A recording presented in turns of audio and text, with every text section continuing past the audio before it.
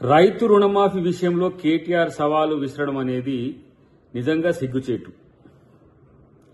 9 సంవత్సరాల కాలంలో 1,00,000 లోపు రుణమాఫీ మీరు చెయ్యలేకపోగా ఉన్న పలంగా ఎన్నికలు వస్తున్నాయని కేంద్ర ప్రభుత్వాన్ని బతికిలాడుకొని ఆర్బీఐతోని మీరు చేసిన రుణమాఫీ 1,00,000 లోపు రుణమాఫీ 100% అయ్యి ఉంటే మేము 2023లో చేసిన రుణమాఫీ 9,000 కోట్ల పైచిలకు 1,00,000 లోపే ఎట్లా ఉంటాయో ఆలోచించాలి కేటీఆర్.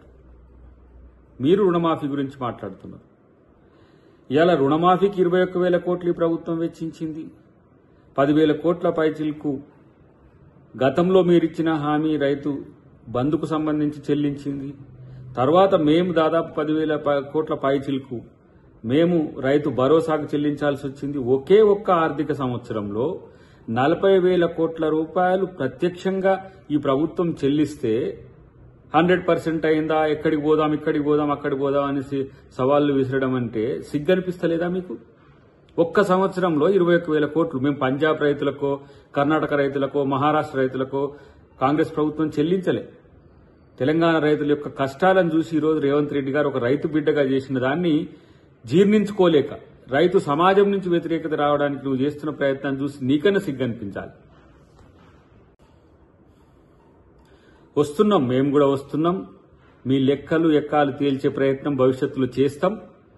రాష్ట్రాన్ని ఆర్థిక విధ్వంసం వైపు నెట్టి 7 లక్షల కోట్ల రూపాయల అప్పుల పాలు చేసి రైతు సమాజాన్ని డిఫెన్స్లోకి నెట్టి రైతు వడ్లు రోడ్ల మీద పోసుకొని మొలకెత్తేదాకా వెయిట్ చేసే పరిస్థితి వచ్చిన కాలం మీ కాలం. రైతుకు బోనస్ ఇవ్వడమే కాదు, వ్యవసాయ పనిముట్లకు సబ్సిడీలు ఇస్తున్నాం.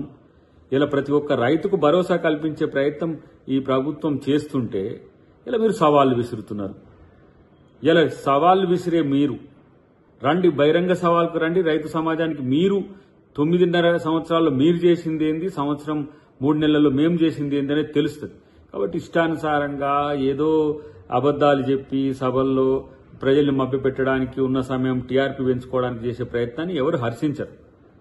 ఇలా నేను అంటున్నా, ఇవాళ వ్యవసాయం చేస్తే ఉరి అన్న మీది ఎట్లున్నది?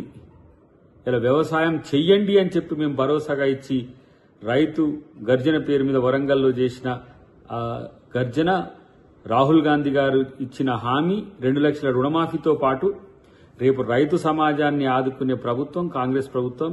రైతే రాజ్యంగా, ఇలా రైతే రాజుగా చూసే ప్రభుత్వం కాంగ్రెస్ ప్రభుత్వం. కాబట్టి మీరు ఇంకా అప్పుల గురించి రాష్ట్రం గురించి మాట్లాడితే ప్రజలు ఎవరు పట్టించుకోరనే విషయం తెలుసుకుంటే మంచిది.